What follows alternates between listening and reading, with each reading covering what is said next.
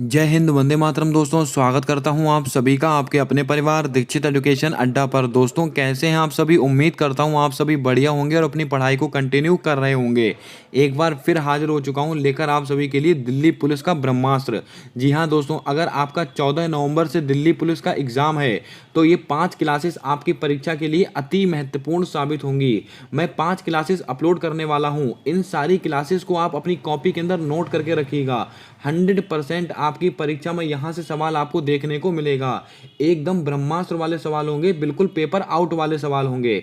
आइए बात करते हैं अपने क्वेश्चंस को लेकर। हमारा पहला क्वेश्चन पूछा गया है, कालाहरी मरुस्थल में कौन सी जनजाति पाई जाती है? बुशमैन जनजाति, पिग्मी जनजाति, बोरो जनजाति, याकू जनजाति। दोस्तों, आपको बता दें, जो कालाहरी मरुस्थल है यहाँ पर कौन सी जनजाति पाई जाती है? तो आपको याद रखना है बुशमैन जनजाति। कौन सी? ये बुशमैन जनजाति जो है वो कालाहरी मरुस्थल में पाई जाती है। और ये दोस्तों कालाहारी मरुस्थल कहां पर स्थित है? ये अफ्रीका में स्थित है, याद रखिएगा। कहां पर स्थित है? अफ्रीका में। अब दोस्तों बात करते हैं ऑप्शंस को लेकर। ये पिग्मी जनजाति ये कहां पर पाई जाती? कांगो बेसिन में। कहां पर? कांगो बेसिन में।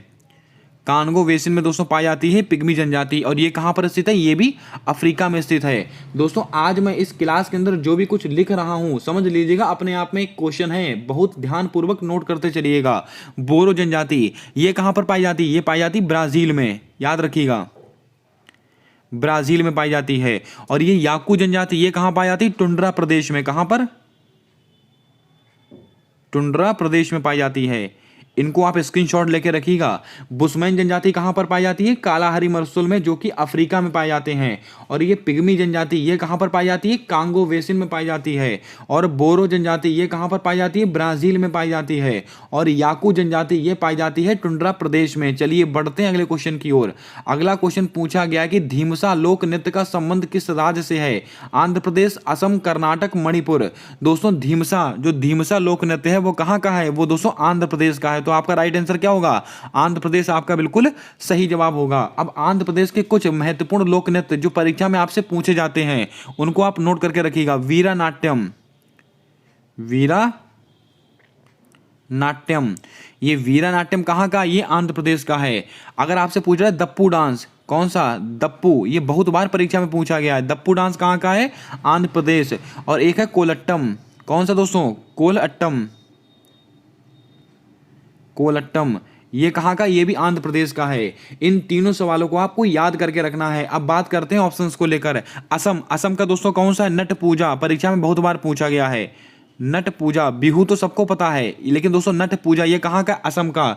और दोस्तों नागा नृत्य, कौन सा? नागा नृत्य, नागा नृत्य ये कहाँ का? ये भी असम का है। इसके अलावा महारास, कौन सा दोस्तों? महारास, महारास ये कहाँ का? ये भी असम का है। अगला दोस्तों अगला फैक्ट यानी कि कर्नाटक। अब कर्नाटक के दोस्तों मैं आपको नोट करा देता हूं। यक्षगान, परीक्षा में सर्वाधिक पूछा गया सवाल। यक्षगान ये कहाँ का है? ये दोस्तों कर्नाटक का है। इसके अलावा मणिपुर, मणिपुर का दोस्तों आपको याद रखना है लाई हरोबा, बहुत बार परीक्षा में पूछा गया है। लाई हरोबा, लाई हरोबा फेस्टिवल कहाँ का है? मणिपुर का। अब दोस्तों एक और आपसे पूछा जाता है पुंग चेलोम, कौन सा दोस्तों? पुंग चोलोम, ये दोस्तों कहाँ का है? ये दोस्तों मणिपुर का है। ये सब डांस आपको याद रखने हैं। धीमसा कहाँ का है? आंध्र प्रदेश का है। वीरा नाट्यम कहाँ का है? आंध्र प्रदेश का है। दप्पू डांस कहाँ पर है? आंध्र प्रदेश का है। कोलेट्टम कहाँ का है? ये भी आंध्र प्रदेश का है। असम का दोस्तों कौन सा आपको याद रखना है? नट पूजा, नागा नृत्य। और दोस्तों महाराष्ट्र, कर्नाटक का कौन सा? यक्षगान। इसके अलावा मणिपुर का कौन सा है? लाई हरोबा और पुंग चेलोम। आइए बात करते हैं अपने अगले क्वेश्चन की ओर। दोस्तों, हमारा अगला सवाल पूछा गया कि झूमर लोक नृत्य का संबंध किस राज्य से है? ये सवाल बहुत बच्चे गलत कर देते हैं, बहुत कंफ्यूज करता है ऐसा सवाल। हरियाणा का है, राजस्थान का है, गुजरात का है, केरल का है। आपको नोट करके रखना है जो झूमर लोक नृत्य है वो है दोस्तों आपका हरियाणा का। कहाँ का? हरियाणा का। अब हरियाणा के 1 से 2 लोक नृत्य आपको और नोट करने हैं, जैसे कि डाफ, ये डाफ ये कहाँ का? ये भी हरियाणा का है। इसके अलावा फाग, कौन सा? फाग ये भी हरियाणा का है। और दोस्तों धमाल, कौन सा? धमाल ये भी हरियाणा का ही है। इसके अलावा गुग्गा, कौन सा? गुग्गा ये दोस्तों कहाँ का? ये भी हरियाणा का है। ये चारों नाम आप याद रखिएगा, परीक्षा में इन्हीं में से आपसे पूछ लिए जाते हैं। अब दोस्तों बात करते हैं राजस्थान के। राजस्थान का दोस्तों कौन सा है? झूमर। दोस्तों घूमर है हरियाणा का, लेकिन अगर आपसे ऐसा पूछा जाए घूमर, घूमर कहाँ का है? घूमर है राजस्थान का। झूमर कहाँ का है? हरियाणा का। इसके अलावा दोस्तों राजस्थान के और कौन से? गणगौर, जो परीक्षा में बहुत बार आता है। गणगौर, गणगौर लोक नृत्य कहाँ का है? राजस्थान का। कालबेलिया आपको याद होगा। और दोस्तों झूलन लीला याद होगा, एक छारी करके है। कौन सा? छारी। ये कहाँ का? ये भी राजस्थान का है। बात करते हैं गुजरात को लेकर। दोस्तों गरबा, डांडिया रास, ये सब तो आपको याद ही होंगे, लेकिन आपको याद रखना भवाई। जो दोस्तों आपने कम सुने होंगे वो मैं आपको नोट करा देता हूं। अब डांडिया गरबा ये तो आपने खूब सुना होगा, लेकिन दोस्तों भावई, ये दोस्तों कहाँ का? ये भावई दोस्तों आपका ये गुजरात का है। इसके अलावा दोस्तों जुरून, कौन सा दोस्तों? जुरून, ये कहाँ का? ये भी गुजरात का है। इसको आप नोट कर लें। केरल का दोस्तों कौन सा है? मकर विलक्कू त्योहार, जो कि आपको दोस्तों याद होगा सबरीमाला मंदिर में स्थित है। आइए बढ़ते हैं अगले क्वेश्चन की ओर। अगला क्वेश्चन पूछा गया कि सिली पॉइंट शब्द का प्रयोग किस खेल में होता है? लगा लीजिएगा स्टार। अति महत्वपूर्ण सवाल रहेगा आपकी परीक्षा को लेकर। दोस्तों कुछ महत्वपूर्ण शब्द जो आपको खेलों से याद रखने हैं। ये सिली पॉइंट का संबंध किस खेल से है? ये दोस्तों क्रिकेट से है। तो आपका राइट आंसर क्या होगा? क्रिकेट। अब क्रिकेट के दोस्तों 1 से 2 महत्वपूर्ण शब्द जो आपको याद रखने हैं, कौन कौन से? एक तो हो गया आपका सिली पॉइंट, एक दोस्तों होता है फॉलो ऑन। कौन सा दोस्तों? Follow on. ये दोस्तों किसका शब्द है? ये शब्द है आपका क्रिकेट का। इसके अलावा डक, डक कहां का है? क्रिकेट का है। लेग ब्रेक, लेग ब्रेक, ये कहां का? ये भी दोस्तों आपका क्रिकेट का शब्द है। अब बात करते हैं ऑप्शंस को लेकर। दोस्तों ये ऑप्शंस हमारे लिए बहुत ही महत्वपूर्ण है, जैसे कि बैडमिंटन। बैडमिंटन दोस्तों एक होता है लव, बहुत बार परीक्षा में पूछा गया लव। ये दोस्तों कौन सा है? बैडमिंटन का संबंध है इसके। गेम, ये कहाँ का? ये भी बैडमिंटन का है। और ये दोस्तों लेट, ये कहाँ का? ये भी बैडमिंटन का है। और एक दोस्तों होता है ड्यूस, कौन सा? ड्यूस। ये शब्द भी आपका बैडमिंटन में प्रयोग किया जाता है। शतरंज में दोस्तों आपका गतिरोध, मोस्ट इंपॉर्टेंट सवाल, गतिरोध, इसका इस्तेमाल कहाँ पर होता है? शतरंज में। और दोस्तों एक होता है आपका जांच, जांच, इसको भी आप नोट करके रखिएगा। बैडमिंटन के कौन से? Love, game, let, deuce. और दोस्तों शतरंज के कौन से? गतिरोध, जांच। क्रिकेट के दोस्तों कौन से? Follow on, silly point. ये सिली पॉइंट बहुत बार परीक्षा में पूछा गया है। डक, लेग ब्रेक, इसको आप नोट करके रखिएगा। दोस्तों फुटबॉल का कौन सा? फुटबॉल का दोस्तों एक फाउल, एक फाउल होता है, फाउल करके बोलाता है। ये फाउल और ये टच, ये दोनों कहाँ के? ये फुटबॉल के हैं। ये कुछ महत्वपूर्ण शब्दावली हैं जो आपको याद रखनी है। अगला क्वेश्चन है, अंतर्राष्ट्रीय श्रम संगठन की स्थापना किस वर्ष हुई थी? लगा लीजिएगा स्टार। 1945, 1946, 1965, 1919। अंतर्राष्ट्रीय श्रम संगठन यानी कि ILO, आपने नाम सुना होगा ILO, इंटरनेशनल लेबर ऑर्गेनाइजेशन। इसकी स्थापना कब हुई थी? इसकी स्थापना हुई थी 1919 ईस्वी को हुई थी। और इसका हेडक्वार्टर कहाँ पर स्थित है? जिनेवा, जिनेवा स्विट्जरलैंड में इसका हेडक्वार्टर स्थित है ILO का।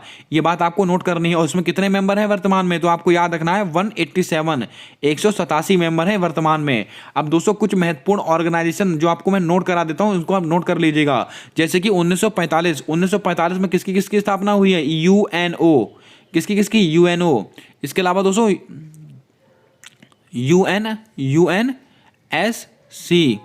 UNSC, इसकी स्थापना कब हुई है? 1945। और एक संस्था है वर्ल्ड बैंक।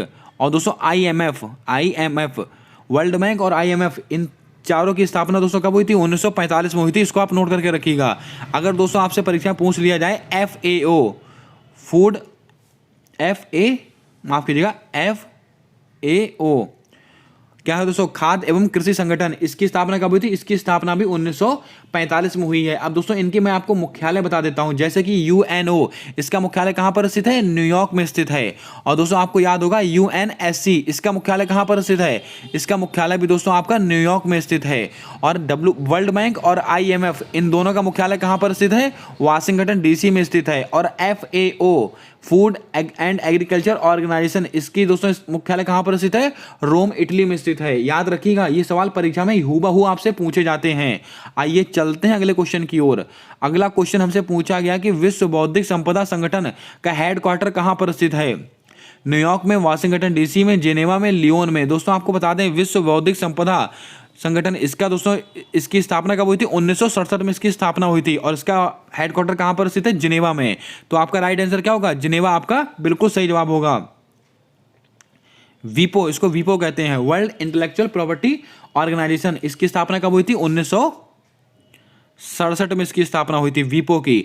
और इसका हेडक्वार्टर कहाँ पर स्थित है? इसका हेडक्वार्टर स्थित है जिनेवा में। याद रखिएगा, अच्छा सवाल है, परीक्षा में आया हुआ क्वेश्चन है।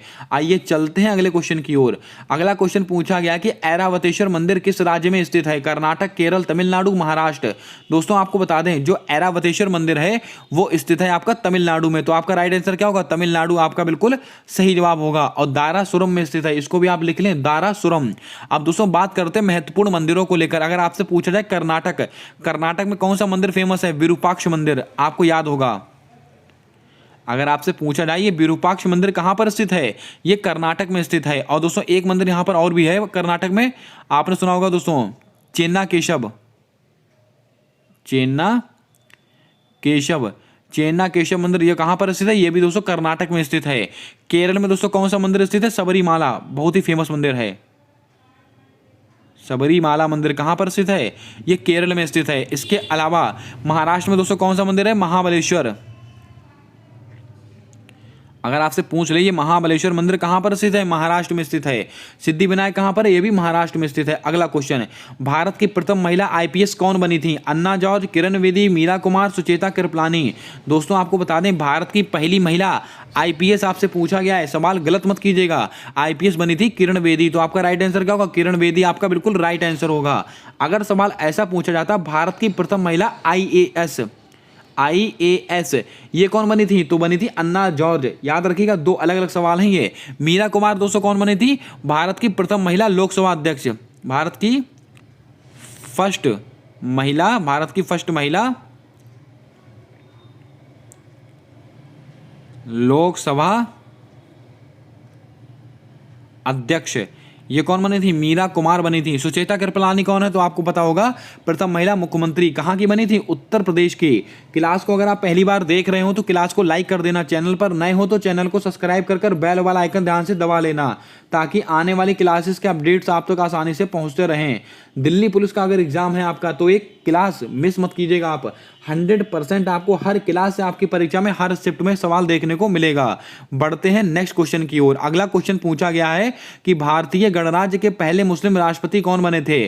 बदरुद्दीन तैयब, जाकिर हुसैन, आचार्य विनोबा भावे, सैफुद्दीन किचलू। दोस्तों आपको बता दें, भारतीय गणराज्य के प्रथम मुस्लिम राष्ट्रपति बने थे जाकिर हुसैन। तो आपका राइट आंसर क्या होगा? जाकिर हुसैन आपका बिल्कुल सही जवाब हो जाएगा। अब दोस्तों बात कर लेते हैं ऑप्शंस को लेकर। ये सैफुद्दीन किचलू कौन थे? तो आपको याद होगा स्टालिन पुरस्कार, कौन सा? स्टालिन पुरस्कार। स्टालिन पुरस्कार प्राप्त करने वाले पहले व्यक्ति कौन थे? सैफुद्दीन किचलू। याद रखिएगा, ये आचार्य विनोबा भावे, बहुत ही महत्वपूर्ण नाम है ये। Magsaysay, Ramon Magsaysay award, Ramon Magsaysay award, Ramon Magsaysay award प्राप्त करने वाले पहले व्यक्ति कौन थे? विनोबा भावे। और दोस्तों आपको याद होगा, इसको एशिया का नोबेल पुरस्कार भी कहते हैं, रेमन मैक्सेस अवार्ड को। याद रखिएगा। बदरुद्दीन तैयब कौन थे? तो दोस्तों कांग्रेस के पहले मुस्लिम अध्यक्ष थे। अभी हम आगे डिस्कस करने वाले हैं इनके बारे में। अगला क्वेश्चन है, निम्नलिखित में से मैटूर बांध किस राज्य में स्थित है? तमिलनाडु, उड़ीसा, महाराष्ट्र, तेलंगाना। दोस्तों आपको याद होगा, मैटूर बांध ये किस नदी पर स्थित है? कावेरी नदी पर स्थित है। और दोस्तों किस राज्य में स्थित है? ये दोस्तों तमिलनाडु में स्थित है। कई बार क्या होता है, आपसे दोस्तों नदियों के सवाल पूछ लिए जाते हैं, तो आपका अगर दिल्ली पुलिस कांस्टेबल का पेपर है तो आप नदियों का ओरिजिन, जैसे कि कुछ महत्वपूर्ण नदियां हैं, जैसे कि कृष्णा नदी, कावेरी नदी, गोदावरी नदी, ब्रह्मपुत्र नदी, और आपका दोस्तों ये सतलज नदी, झेलम नदी, रावी नदी, चेनाब नदी, ये कुछ महत्वपूर्ण नदियां हैं। इनका आपको उद्गम स्थान, इनकी लंबाई चौड़ाई और दोस्तों इनकी जो सहायक नदियां होती हैं वो पढ़कर जानी है आपको। 100% 1 से 2 सवाल आपको नदियों से मिलेगा आपकी परीक्षा में। मैटूर बांध किस राज्य में स्थित है? ये दोस्तों आपका तमिलनाडु में स्थित है। किस नदी पर स्थित है? कावेरी नदी पर, कावेरी नदी पर। और कावेरी नदी दोस्तों कहां से निकलती है? ताल कावेरी, ताल कावेरी इसका उद्गम स्थान है। याद रखिएगा, ये बहुत ही महत्वपूर्ण सवाल है। दोस्तों आपको याद होगा शिव समुद्रम जलप्रपात, कौन सा? शिव समुद्रम, शिव समुद्रम जलप्रपात किस नदी पर स्थित है? ये भी कावेरी नदी पर ही स्थित है। याद रखिएगा। आइए चलते हैं अगले क्वेश्चन की ओर। अगला क्वेश्चन पूछा गया कि पिट्स इंडिया एक्ट दोस्तों पिट्स इंडिया एक्ट निम्नलिखित में से किस वर्ष से संबंधित है? यहां पर एक्टर नहीं होगा, यहां पर एक्ट होगा। क्या होगा? एक्ट। पिट्स इंडिया एक्ट किस वर्ष से संबंधित है? 73, 1773, 1774, 1775, 1784। याद रखिएगा ये 1784 से संबंधित है। तो आपका राइट आंसर क्या होगा? 1784 आपका बिल्कुल सही जवाब हो जाएगा। अब ये तीनों ऑप्शन हमारे लिए महत्वपूर्ण है। अगर आपसे पूछ ले regulating act, regulating act, regulating act ये कब का? ये 1773 का है। अब दोस्तों 1764 में क्या हुआ था? तो दोस्तों आपको याद होगा बक्सर का युद्ध, बक्सर का युद्ध। और दोस्तों बक्सर के युद्ध में अंग्रेजी सेना का नेतृत्व किसने किया था? हेक्टर मुनरो ने किया था। इसको आप लिख लीजिएगा, हेक्टर मुनरो ने किया था। और 1765 में क्या हुआ था? इलाहाबाद की संधि, इलाहाबाद की संधि ये कब हुई थी? 1765 में। ये कुछ महत्वपूर्ण जानकारियां हैं जो आपको नोट करनी है। अगला क्वेश्चन है, भारतीय राष्ट्रीय कांग्रेस की स्थापना के समय वायसराय कौन थे? लॉर्ड हार्डिंग, कर्जन या डफरिन या मिंटो? दोस्तों आपको याद रखना है, भारतीय राष्ट्रीय कांग्रेस की स्थापना के समय जो दोस्तों वायसराय थे वो कौन थे? डफरिन। तो आपका राइट आंसर क्या होगा? डफरिन। और भारतीय राष्ट्रीय कांग्रेस की स्थापना कब हुई थी? 1885 ईस्वी को हुई थी। इसको आप ध्यान में रखिएगा, बहुत ही महत्वपूर्ण सवाल रहेगा आपकी परीक्षा को लेकर। लॉर्ड कर्जन बंगाल विभाजन के समय कौन थे? लॉर्ड कर्जन थे। किसके समय होता? लॉर्ड कर्जन के समय। हार्डिंग, दोस्तों लॉर्ड हार्डिंग ये दोस्तों आपको याद होगा जब भारत की राजधानी दिल्ली को स्थानांतरित किया गया था। तो दोस्तों कौन थे? ये लॉर्ड हार्डिंग थे। याद रखिएगा, ये परीक्षा में आया हुआ क्वेश्चन है। सत्यार्थ प्रकाश निम्नलिखित में से किसकी रचना है? स्वामी विवेकानंद सरस्वती, स्वामी दयानंद सरस्वती, राजा राम मोहन राय, आत्माराम पांडुरंग? दोस्तों आपको बता दें जो सत्यार्थ प्रकाश ये रचना है स्वामी दयानंद सरस्वती जी की। और दोस्तों स्वामी दयानंद सरस्वती जी ने 1875 में, कब? 1875 में एक समाज की स्थापना की थी, आर्य समाज की। किसकी? आर्य समाज की स्थापना की थी। आर्य समाज की स्थापना की थी स्वामी दयानंद सरस्वती जी ने। अब दोस्तों बात करते हैं राजा राम मोहन राय। राजा राम मोहन राय ने दोस्तों कौन से समाज की स्थापना की थी? 1828 में ब्रह्म समाज की स्थापना की थी। और दोस्तों आपको याद होगा राजा राम मोहन राय को राजा की उपाधि किसने दी थी? अकबर सेकंड ने दी थी। स्वामी विवेकानंद इन्होंने दोस्तों किसकी स्थापना की थी? रामकृष्ण मिशन की स्थापना की थी, 1897 ईस्वी में की थी। इसको भी आप याद रखेंगे। आत्माराम पांडुरंग इन्होंने प्रार्थना समाज की स्थापना की थी 1867 में। ये कुछ महत्वपूर्ण फैक्ट हैं जो आपको याद रखने हैं। अगला सवाल, इंडियन नेशनल आर्मी की स्थापना किसके द्वारा की गई? नेताजी सुभाष चंद्र बोस, रास बिहारी घोष, रास बिहारी बोस, सुरेंद्रनाथ बनर्जी? दोस्तों लगा लीजिएगा स्टार, अति महत्वपूर्ण सवाल है। ये चारों ऑप्शंस हमारे लिए अति महत्वपूर्ण हैं। बात करते हैं दोस्तों Indian national army, INA, Indian national army, इसकी स्थापना किसके द्वारा की गई थी? तो आपको याद रखना है रास बिहारी बोस। तो आपका राइट आंसर क्या होगा? रास बिहारी बोस आपका बिल्कुल सही जवाब होगा।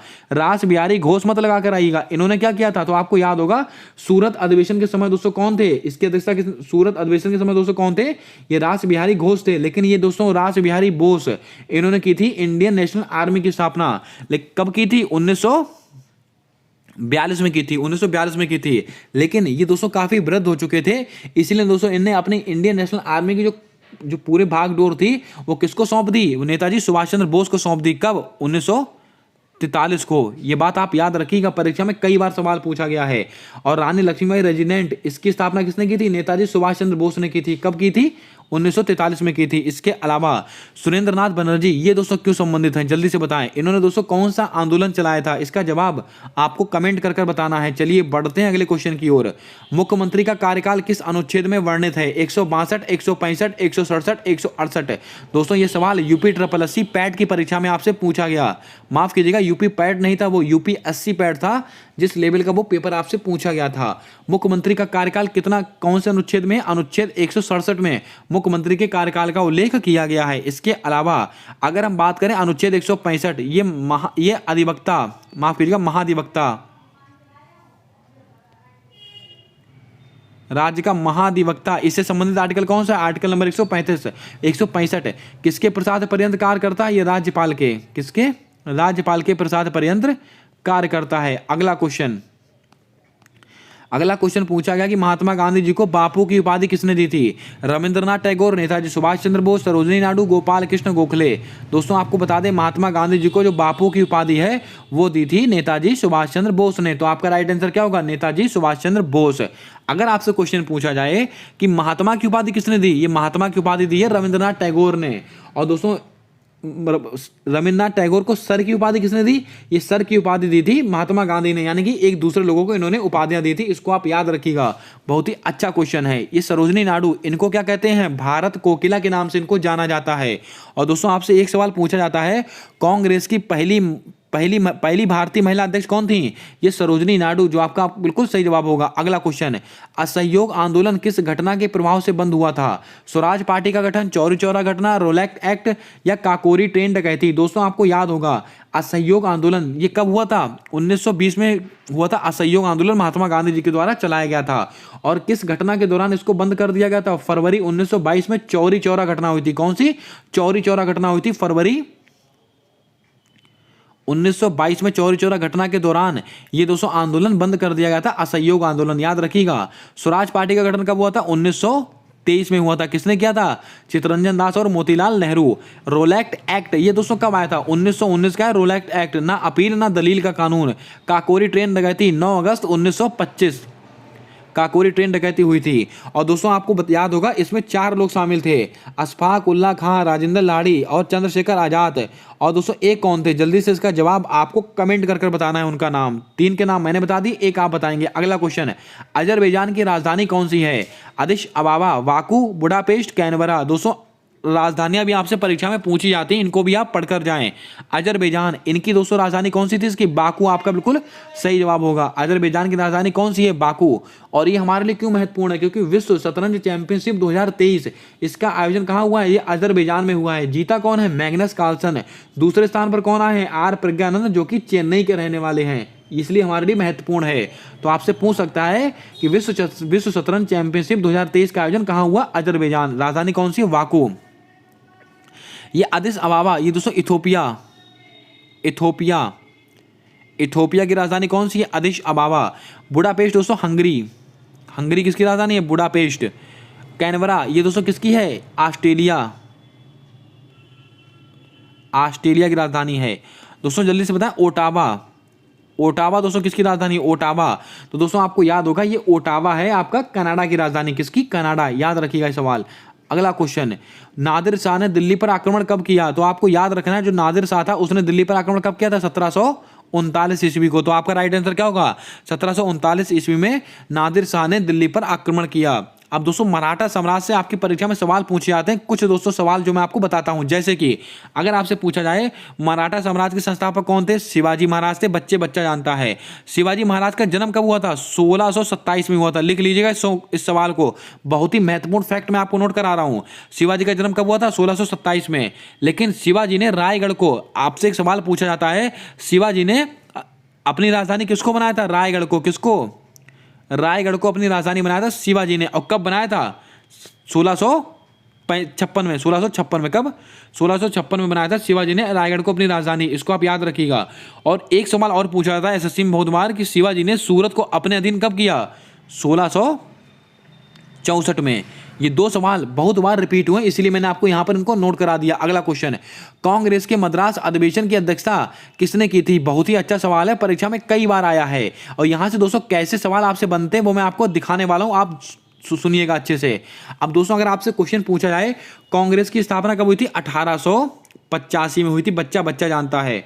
और कांग्रेस का दोस्तों जो पहला अधिवेशन हुआ था 1885 में हुआ था। कहां पर हुआ था? बॉम्बे में हुआ था। और इसकी अध्यक्षता किसने की थी? जो कांग्रेस के पहले अधिवेशन की अध्यक्षता की थी, ये किसने की थी? व्योमेश चंद्र बनर्जी ने की थी। और दोस्तों कहां हुआ था? बॉम्बे। ये बात आपको याद होगी। कांग्रेस का दूसरा अधिवेशन ये कब हुआ था? 1886 में हुआ था। कहां पर हुआ था? कोलकाता में। कहां पर? कोलकाता में हुआ था। और इसकी अध्यक्षता किसने की थी? दादा भाई नेहरूजी। और जो कांग्रेस का तीसरा अधिवेशन है वो हुआ था दोस्तों मद्रास में। कहां पर? मद्रास में हुआ था।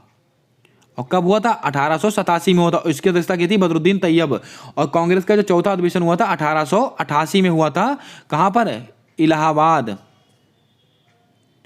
और इसकी अध्यक्षता किसने की थी? इसकी अध्यक्षता की थी जॉर्ज यूल ने। तो आपसे सवाल कैसे पूछे जाते हैं? आपसे सवाल पूछा जाता है कांग्रेस के किस अधिवेशन की अध्यक्षता पहले मुस्लिम के द्वारा की गई थी? तो आप दोस्तों याद रखना है, ये 1887 का अधिवेशन है, जो कि दोस्तों बदरुद्दीन तैयब के द्वारा की गई थी।